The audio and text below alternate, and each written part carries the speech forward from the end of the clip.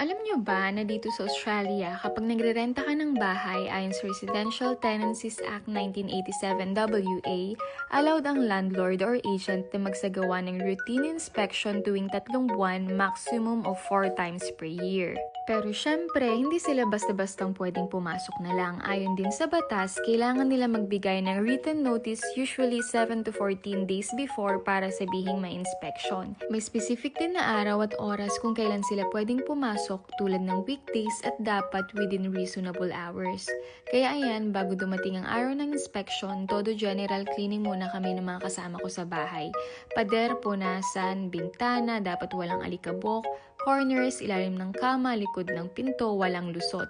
Cabinets, loob at labas, malinis, banyo at kusina dapat makintab. Kaya dito, hindi basta-basta lang na magrerenta ka ng bahay. Dapat patunayan mo din na karapat-dapat ka sa bahay na tinutuluyan mo. Ayun lang, bye!